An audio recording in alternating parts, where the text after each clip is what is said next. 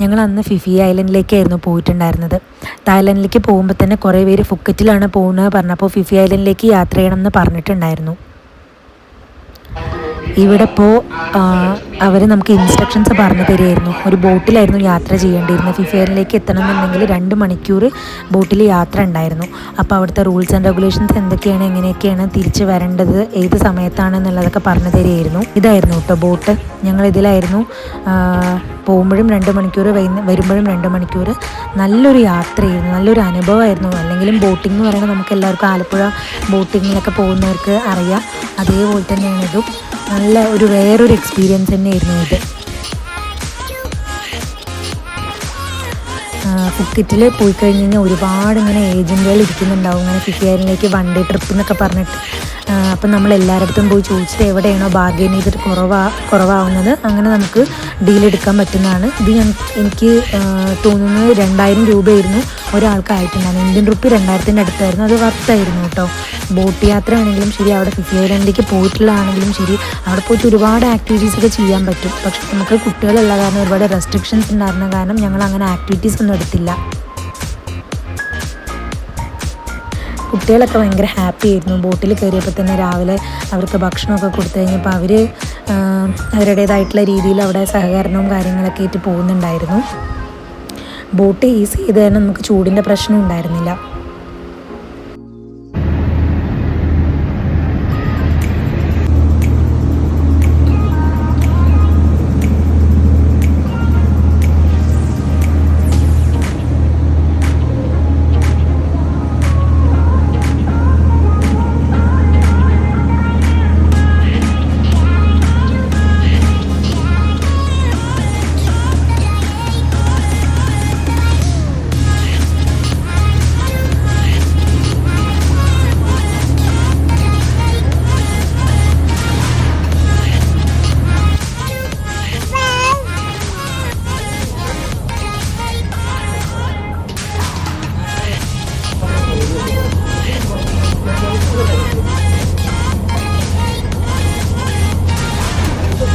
ഇടയിൽ കുറച്ച് നേരമൊക്കെ ഉറക്കം വരുന്നുണ്ടായിരുന്നു. പക്ഷെ അവൻ അപ്പം ഉറങ്ങിയിട്ടുണ്ടായിരുന്നില്ല. അപ്പോൾ അവന് കളി തന്നെയായിരുന്നു. പുതിയൊരു സ്ഥലത്ത് കയറിയതിൻ്റെയും ഇതെന്താണെന്നുള്ള ആ ഒരു നോട്ടൊക്കെ ആയിരുന്നു ആദ്യം. ഞാനിവിടെ സിംഗിക്ക് പെൺകുട്ടികളുടെ ഡ്രസ്സായിട്ട് ഇട്ട് കൊടുത്തിട്ടുണ്ടായിരുന്നത്. എനിക്ക് പെൺകുട്ടി വേണമെന്നായിരുന്നു ആഗ്രഹം ഉണ്ടായിരുന്നത്. അപ്പം ഞാൻ തൽക്കാലം ഡ്രസ്സ് ഇട്ട് കൊടുത്തിട്ടത് ഒതുക്കി. അവന് കളിക്കാൻ വേണ്ടിയിട്ട് 2-3 സാധനങ്ങളൊക്കെ കയ്യിൽ വെച്ചിട്ടുണ്ടായിരുന്നു. പക്ഷേ ഈ സാധനമൊക്കെ തായ്ലൻഡിൽ എവിടെ മിസ്സായിട്ടുണ്ടായിരുന്നു. എനിക്കറിയില്ല ഈ യാത്രയൊക്കെ ഭാവിയിൽ നമുക്ക് എന്താ വെച്ചാൽ അങ്ങനെ ഒരു മെമ്മറി ആവുമല്ലോ. ഈ വീഡിയോ കണ്ടു കഴിഞ്ഞാൽ ഞാനിവിടെ പോയിട്ടുണ്ടായിരുന്നു എന്നുള്ളത് കാണുന്ന സമയത്ത് എൻ്റെ ഓർമ്മയിൽ ഉണ്ടാവാൻ പോകുന്നില്ല. പക്ഷെ അത് കാണുമ്പോൾ അറ്റ്ലീസ്റ്റ് അങ്ങനെ പോയിട്ടുണ്ടായിരുന്നു. ഞങ്ങൾ എപ്പോഴും ഇങ്ങനെ പറയുന്നു എൻ്റെ ബർത്ത്ഡേ സമയത്ത് എവിടേക്കെങ്കിലും ഒരു ട്രാവൽ ചെയ്യണം എന്നുള്ളത്.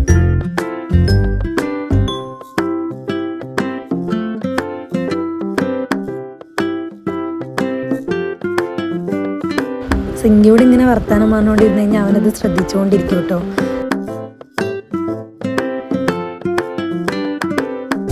എനിക്ക് ഇവനെ ഇതിൽ കാണുന്ന സമയത്ത് പള്ളിയിലച്ഛനെ പോലെയോ മാലാഖയെ പോലെയോ അങ്ങനെയൊക്കെ തോന്നി എനിക്ക്.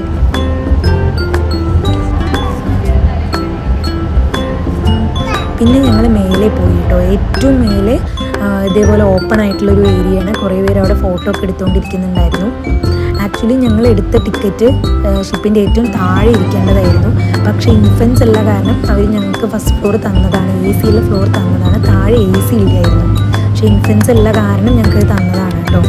ഞങ്ങൾ കുറേ നേരം ഇവിടെ നിന്ന് കടലിൻ്റെ ഭംഗി ആസ്വദിച്ചുകൊണ്ടിരിക്കുകയുണ്ടായിരുന്നു. ആകാശമാണെങ്കിലും ശരി, കടലാണെങ്കിലും ശരി, നമുക്ക് ആ ഒരു കളറ് കാണുമ്പോൾ തന്നെ നമുക്ക് വേറൊരു അനുഭവം തന്നെയായിരുന്നു, വേറൊരു ഫീലായിരുന്നു ആ സമയത്ത്.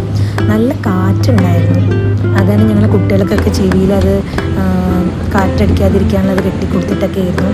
കുറച്ച് കഴിഞ്ഞപ്പോൾ അതാ സിംഗി എൻ്റെ മേലെ കിടന്ന് അങ്ങനെ ഉറങ്ങി. സീറ്റ് പുഷ് ബാക്ക് ആയത് കാരണം അവനും ഉറങ്ങാൻ സുഖമുണ്ടായിരുന്നു.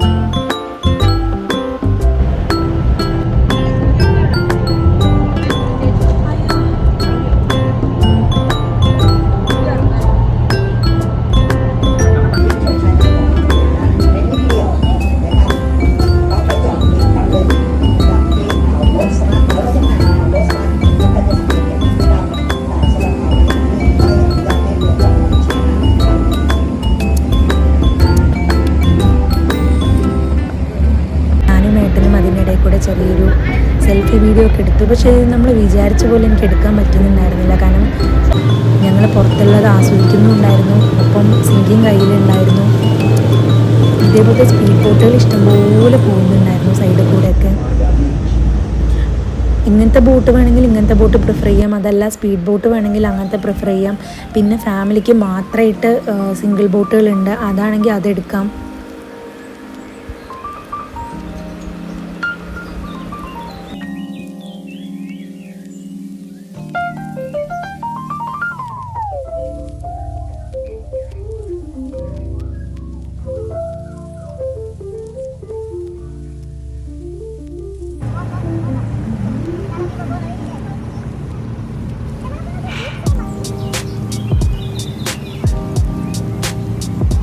ഇത് ഞങ്ങൾ ബോട്ട് ഇറങ്ങിയിട്ട് നടക്കുകയാണ് കേട്ടോ. ഞങ്ങൾ ആദ്യം ഉച്ചയ്ക്ക് ലഞ്ച് കഴിക്കാൻ വേണ്ടിയിട്ടാണ് പോയത്. അതും നമ്മൾ ഈ പാക്കേജിലെല്ലാം ഇൻക്ലൂഡഡ് ആയിരുന്നു. അപ്പോൾ അവരവിടെ അറേഞ്ച് ചെയ്തിട്ടുണ്ടായിരുന്നു. ഇന്ത്യക്കാർക്ക് വേണ്ട ഇന്ത്യൻ ഫുഡ് ഉണ്ടാവും. അതേപോലെ ഓൾമോസ്റ്റ് ഒരുവിധം എല്ലാ സ്ഥലങ്ങളും അവർ കവർ ചെയ്തിട്ടുണ്ടായിരുന്നു എന്നാണ് പറഞ്ഞത്. പക്ഷെ ഭക്ഷണം അത്ര വലിയ ഓക്കെ ഒന്നും ആയിരുന്നില്ല, എന്നാലും കുഴപ്പമുണ്ടായിരുന്നില്ല. ഒരുപാട് നടക്കാനുണ്ടായിരുന്നു ആ ഹോട്ടലിലേക്ക് എത്താൻ വേണ്ടിയിട്ട് കേട്ടോ. ഹോട്ടലിൻ്റെ അടുത്ത് തന്നെയായിരുന്നു ബീച്ച് ഉണ്ടായിരുന്നത്. സൈഡിൽ ഇഷ്ടംപോലെ ഇതേപോലത്തെ ഓപ്പൺ റെസ്റ്റോറൻറ്റും ഇങ്ങനത്തെ ചെറിയ ചെറിയ കുട്ടി കുട്ടി കഫേ പോലത്തെ കടകളൊക്കെ ഉണ്ടായിരുന്നു കേട്ടോ.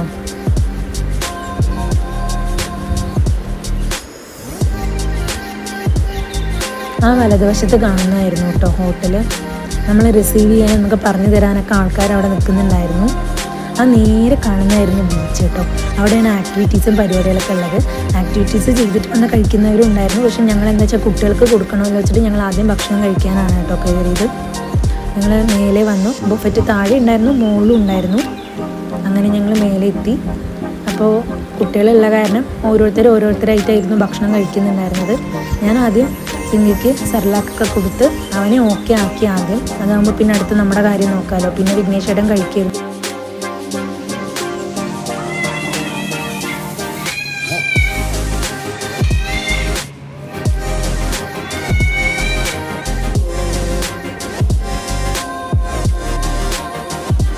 ഇതായിരുന്നു ശരിക്കും ഞാൻ മനസ്സിൽ കണ്ട തായ്ലൻഡ് ബീച്ച് എന്നൊക്കെ പറയുന്നത്.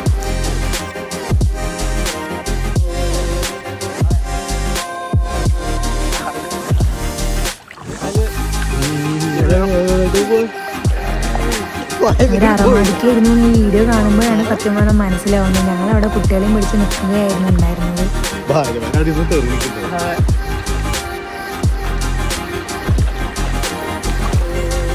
അല്ലിക്കുട്ടി അവിടെ ഭയങ്കര സന്തോഷത്തിലായിരുന്നു. അവനും വെള്ളത്തിൽ കളിച്ചുകൊണ്ടിരിക്കുകയായിരുന്നു. ഞാനും ഏട്ടനടുത്ത് സിംഗിനെ വെള്ളത്തിൽ ഇറക്കാനൊക്കെ പറഞ്ഞു. അവൻ ആദ്യം ഇങ്ങനെ എന്താ സംഭവം എന്നിങ്ങനെ നോക്കുന്നുണ്ടായിരുന്നു. പിന്നെ ആൾ ഉഷാറായി.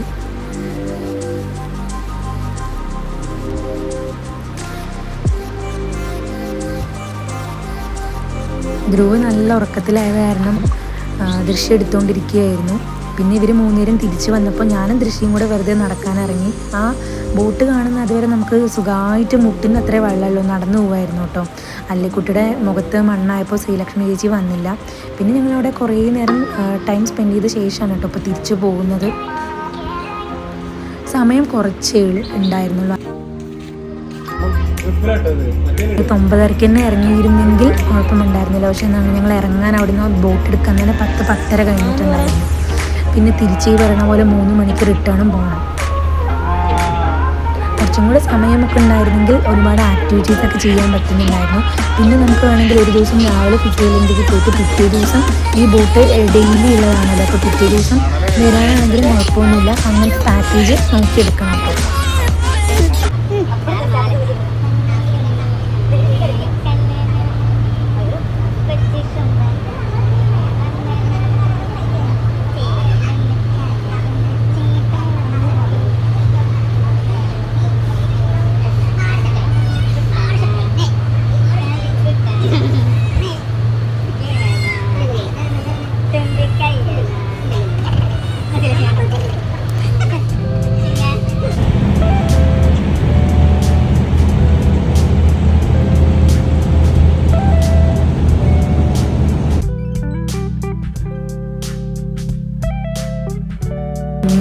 പോകുന്നതിന് മുന്നേ കുറച്ച് നേരം മേലെ പോയിരുന്ന ഫോട്ടോസൊക്കെ എടുത്തിട്ടുണ്ടായിരുന്നു. അപ്പോൾ ഞങ്ങൾ ഇവിടുന്ന് തിരിച്ചു പോവുകയാണ് കേട്ടോ.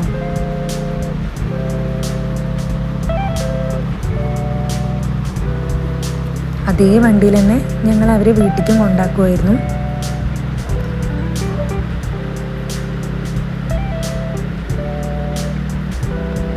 എങ്കിൽ കുറേ നേരം പുറത്ത് നോക്കിയിരുന്ന് യാത്രയ്ക്ക് ആസ്വദിക്കുന്നുണ്ടായിരുന്നു. ഇത് ഞങ്ങൾ വരുമ്പോൾ കണ്ടൊരു ബീച്ചായിരുന്നു. ഞങ്ങൾക്ക് ബീച്ചിൽ ഇറങ്ങി കളിക്കാൻ മാത്രം ഒരുപാട് സമയം കിട്ടിയില്ല സത്യം പറഞ്ഞു കഴിഞ്ഞാൽ. ഞങ്ങൾ താമസിക്കുന്ന അടുത്ത് തന്നെ ഒരുപാട് നല്ല നല്ല ബീച്ചുകളുണ്ടായിരുന്നു. പക്ഷേ ഞങ്ങൾ വേറെ സ്ഥലങ്ങൾ കാണാൻ പോകുന്ന കാരണം അങ്ങനെ ബീച്ചുകൾ മിസ്സായി. ഈ ഒരു വ്യൂ ഒക്കെ അടിപൊളിയായിരുന്നു. സൺസെറ്റ് സമയത്തൊക്കെ ബീച്ച് കാണാനും ആകാശം കാണാനും ആ സൂര്യൻ ഇറങ്ങിപ്പോകുന്നതൊക്കെ നല്ല ഭംഗിയായിരുന്നു. പക്ഷേ ഞങ്ങൾക്ക് സമയം കിട്ടിയിട്ടുണ്ടായിരുന്നില്ല. ആസ് യൂഷ്വൽ വീടെത്തിയ ശേഷം സിങ്കി അവൻ്റെ പരിപാടികളായിട്ട് ബിസിയായി. അന്ന് രാത്രി ഞങ്ങൾ നൈറ്റ് മാർക്കറ്റ് എക്സ്പ്ലോർ ചെയ്യാൻ വേണ്ടി പോയി കേട്ടോ. ശ്രീലക്ഷ്മി ചേച്ചിയും ഞാനും വിഘ്നേഷ് ചേട്ടനും അജീഷ് ചേട്ടനും കുട്ടികളും കൂടിയിട്ടാണ് പോയത്.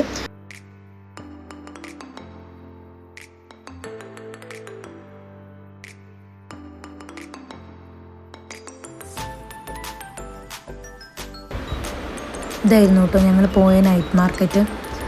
ഞങ്ങൾ സ്വാഭാവികമായിട്ടും തായ്ലൻഡിൽ പോയി കഴിഞ്ഞാൽ പറയുമല്ലോ അവിടെ മുതലടിയും പട്ടിയുടെ ഒക്കെ വെച്ചിട്ടുണ്ടാവുന്നു. അപ്പോൾ ഞങ്ങൾ അതൊക്കെ കാണാച്ചിട്ട് പോയതാണ്. വിഘ്നേഷ് ചേട്ടൻ ടേസ്റ്റ് ചെയ്യണം എന്നൊക്കെ പറഞ്ഞിട്ടുണ്ടായിരുന്നു. പക്ഷെ അതിനൊന്നും കാണുമ്പോൾ തന്നെ നമുക്കത് വേണ്ടാന്നുള്ളൊരു തോന്നലാണ് ആദ്യം തന്നെ വരിക. ഇതേപോലെ നിറയെ സൈഡിൽ ഇഷ്ടംപോലെ ഡിഷുകൾ വെച്ചിട്ടുണ്ടായിരുന്നു കേട്ടോ.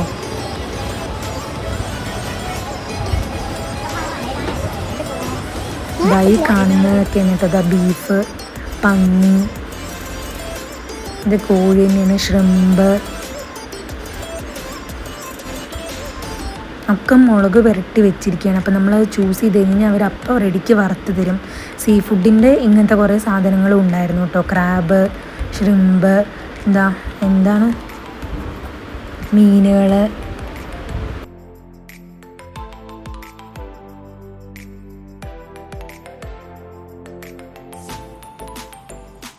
പ്രോൺസ് ഉണ്ടായിരുന്നു. കുറേ പ്രോൺസിൻ്റെ തന്നെ വെറൈറ്റി സാധനങ്ങൾ ഉണ്ടായിരുന്നു. പ്രോൺസ് കഴിക്കുന്നവർക്ക് പോലും ചിലപ്പോൾ അത് കണ്ടു കഴിഞ്ഞാൽ കഴിക്കാൻ തോന്നില്ല. പിന്നെ അവരുടെ ഒരു ടേസ്റ്റും ഒരു വേറെ ടേസ്റ്റ് തന്നെയായിരുന്നു.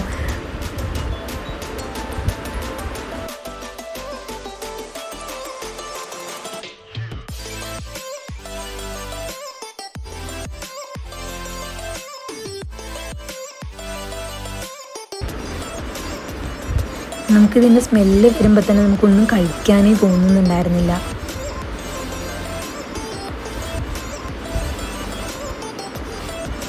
ജീവനുള്ള ഞണ്ടുകളായിരുന്നു. നമുക്ക് വേണമെന്ന് പറഞ്ഞു കഴിഞ്ഞാൽ അവരപ്പം തന്നെ അതിനെ പിടിച്ചിട്ട് ഫ്രൈ ചെയ്ത് തരുമായിരിക്കും. ഞങ്ങളതൊന്നും അന്വേഷിക്കാനേ പോയില്ല, ആ ഏരിയക്കേ പോയില്ല ഞങ്ങൾ.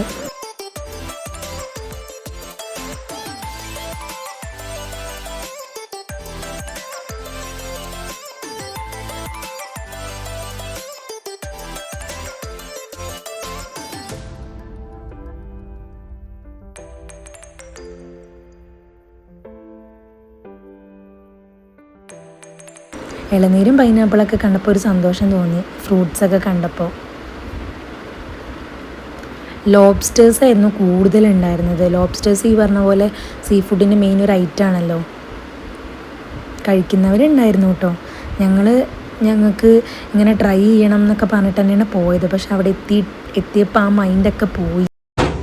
ഞങ്ങൾ ആകെ ഓർഡർ ചെയ്തത് ഒരു ചിക്കൻ ഫ്രൈഡ് റൈസുമാണ് പറഞ്ഞത്. പക്ഷെ അത് തന്നെ ഞാനും ശ്രീലക്ഷ്മി ചേച്ചിയും ഒരു വായ കഴിച്ചത് അവിടെ വെച്ചു. നമുക്ക് ആ ഒരു ടേസ്റ്റൊന്നും ഒട്ടും പറ്റില്ല. പിന്നെ വിഘ്നേഷ് ചേട്ടൻ ഫുഡ് വേസ്റ്റ് ചെയ്യില്ല എന്നുള്ളൊരു കാരണം കൊണ്ട് മാത്രം കഷ്ടപ്പെട്ട് അത് കഴിച്ചു. ആ ഇരിക്കുന്ന ഓംലേറ്റ് അടക്കം നമുക്ക് കഴിക്കാൻ പറ്റാത്തൊരു ടേസ്റ്റായിരുന്നു.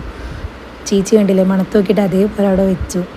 തിരിച്ചു പോകുമ്പോൾ ഞങ്ങളൊരു ബീച്ചിൻ്റെ സൈഡിൽ നിർത്തിയിട്ട് കുറച്ച് നേരം അത് ആസ്വദിച്ചിട്ടായിരുന്നു തിരിച്ചു പോകാൻ വേണ്ടി ഇരുന്നത്. ഒരു 10 മിനിറ്റ് ഞങ്ങൾ അവിടെ നിന്ന് മഴ പെയ്യുന്നുണ്ടായിരുന്നു. അങ്ങനെ അന്നത്തെ ദിവസത്തെ യാത്ര അതോടെ അവസാനിച്ചിട്ടുണ്ടായിരുന്നു കേട്ടോ. തായ്ലൻഡ് യാത്രയിൽ ഈ ഒരു ദിവസമായിരുന്നു നല്ലൊരു ഞങ്ങൾക്ക് ഒരു അനുഭവം ഉണ്ടാക്കിയത്. കാരണം ഫിഫി ഐലൻഡിലേക്ക് പോയതാണെങ്കിലും ശരി, അവിടുത്തെ ബീച്ചിൽ ഇറങ്ങിയതാണെങ്കിലും ശരി, ഇപ്പൊ രാത്രി നൈറ്റ് മാർക്കറ്റ് എക്സ്പ്ലോർ ചെയ്താണെങ്കിലും ശരി, നല്ലൊരു ദിവസമായിരുന്നു ഈ രണ്ടാമത്തെ ദിവസം എന്ന് പറയുന്നത്.